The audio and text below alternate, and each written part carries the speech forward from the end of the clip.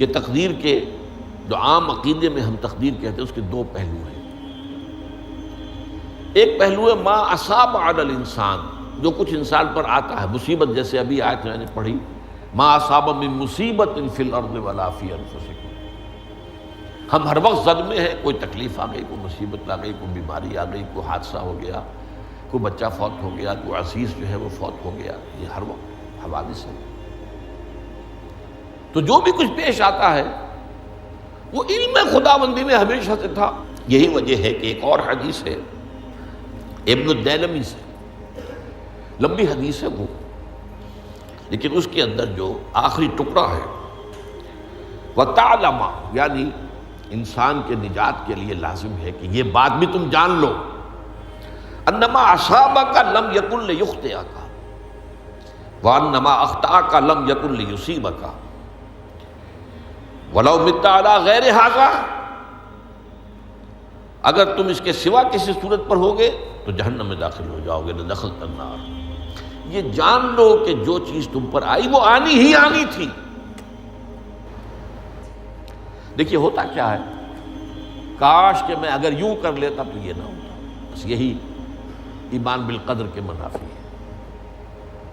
جو ہوا ہے وہ اللہ تعالیٰ کے ہاں تو پہلے سے طے تھا، ہونا ہی تھا۔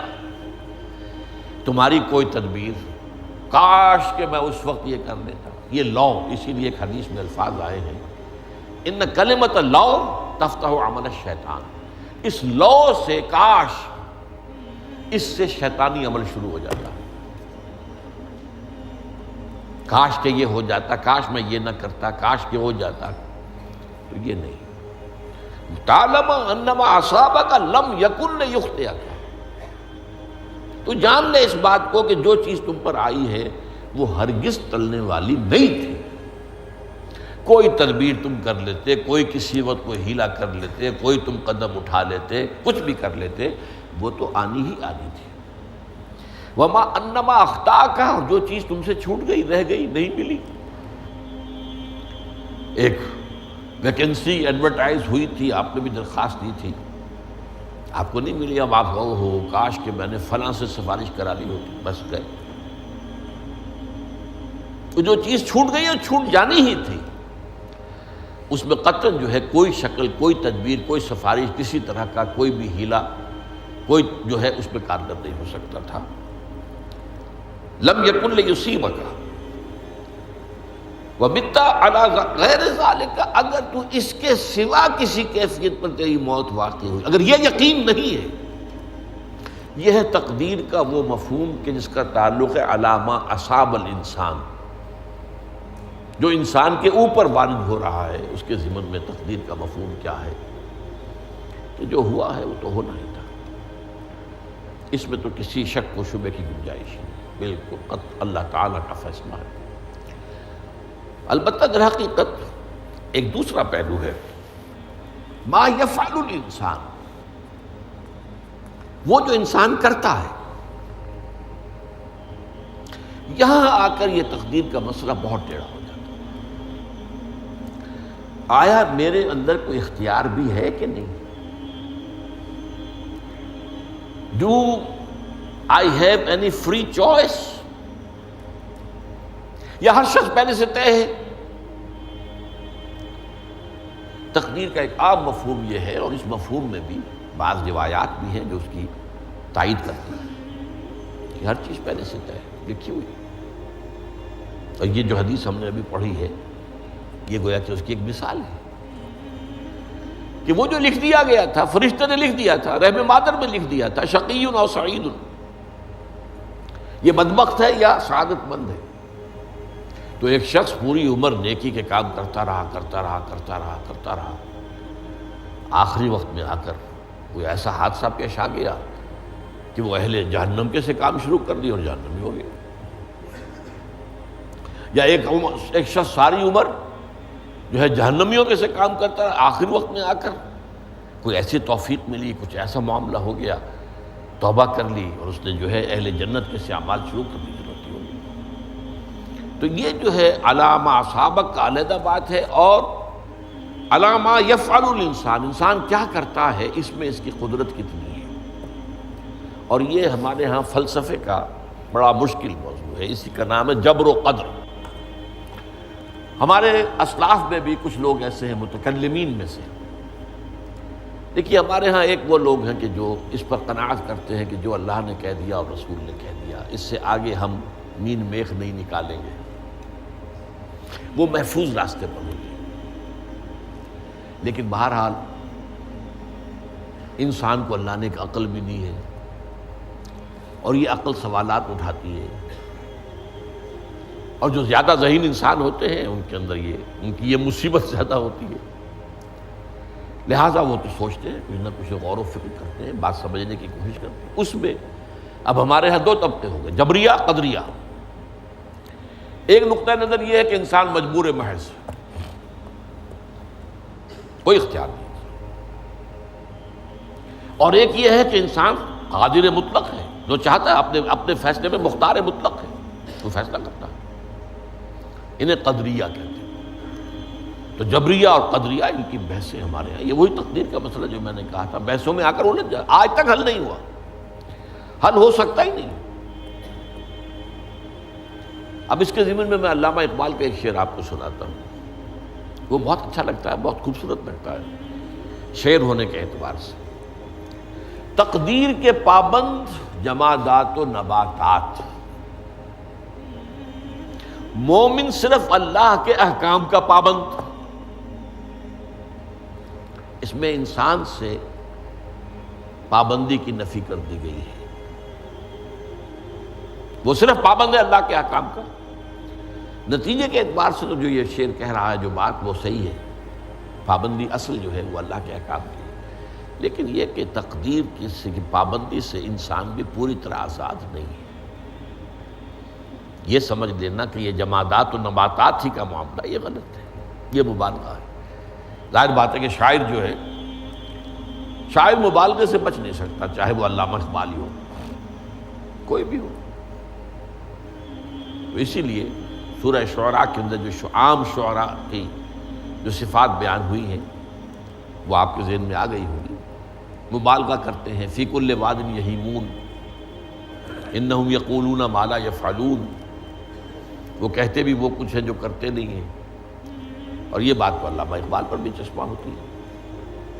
بہرحال یہ شعر ذرا پھر نوٹ کیجئے، تقدیر کے پابند جمادات و نباتات،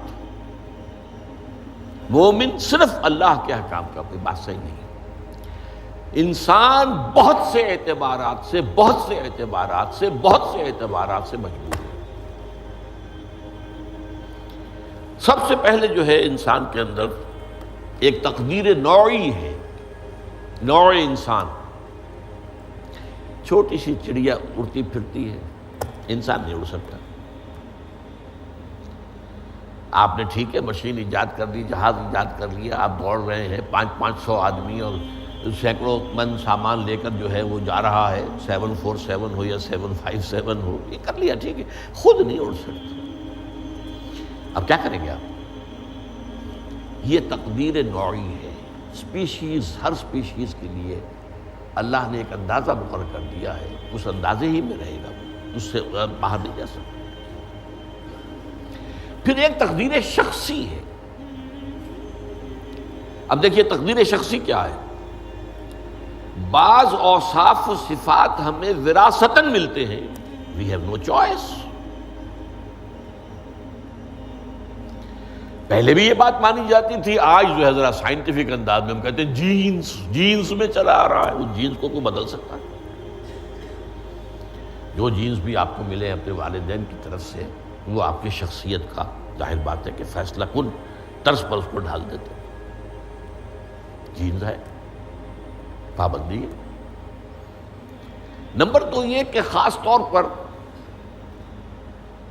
جو گھر کا ابتدائی ماحول ہوتا ہے، ماں کی گود اور ابتدائی گہوارہ گھر کا، اس کے جو اثرات مرتسم ہو جاتے ہیں شخصیت کے اوپر، وہ بھی بڑے مستقل ہوتے ہیں، پختہ ہوتے ہیں۔ ان دونوں چیزوں کو ضرب دے لیجئے، hereditary factors multiplied by environmental factors, اس سے مل کر ایک شے تیار ہوتی ہے جس کو قرآن کہتا ہے شاکلہ۔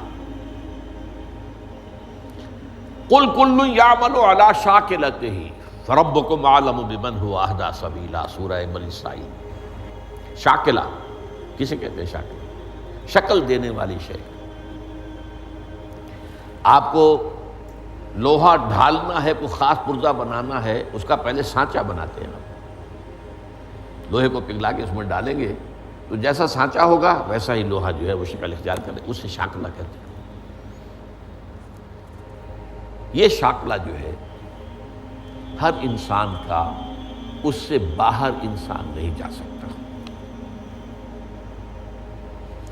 اس کے اندر اندر سٹرگل ہوگی، اس کے اندر اس کی جد و جہد ہوگی، لیکن اس کا یہ مطلب نہیں ہے کہ اس کا کوئی فری چوائس نہیں۔ فری چوائس ہے، لیکن وہ فری چوائس انہی حدود کے اندر کام کرے گا، اس سے باہر نہیں۔ اس بات کو مختلف احادیث میں حضور نے بہت خوبصورتی سے بیان کیا۔ ایک حدیث بڑی اہم ہے، بڑی اہم ہے۔ الناس کالمعادن، انسانوں کی مثال بھی معدنیات کی سی ہے۔ اب سونے کی معدنیات میں سے سونے کی جو اور ہے، اب پتہ نہیں اردو میں مجھے معلوم نہیں اور کا ترجمہ کیا کرتے ہیں عام طور پر، لیکن جانتے ہیں اور وہ کچی دھات جس سے کو صاف کر دیتے ہیں تو پھر وہ دھات جو ہے خالص شکل میں سامنے آ جاتی ہے۔ سونے کی اور سے سونا بنے گا، چاندی کی اور سے چاندی بنے گی، سونا تو نہیں بن سکتا، جتنا چاہے صاف کر لیں، وہ اور تو مستقل۔ الناس کالمعادن خیارکم فی الجاہلیت خیارکم فی الاسلام، جو تم میں جاہلیت کے دور میں، پری اسلامک دور میں جو بہترین تھے وہی اسلام میں آ کر بہترین ہوئے۔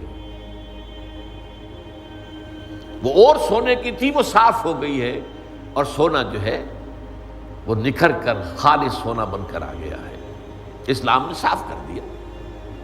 وہ چاندی کی اور تھی، اسلام نے اس کو صاف کر دیا ہے، وہ نکھر کر چمکتا ہوا جو ہے وہ چاندی بن گئی۔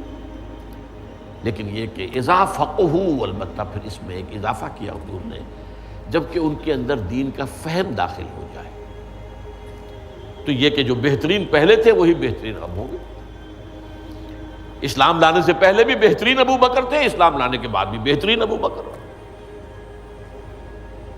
حضور پر وحی سے پہلے بھی بہترین خاتون خدیجۃ الکبریٰ تھی، ایمان لانے کے بعد بھی بہترین خاتون خدیجۃ الکبریٰ تھی۔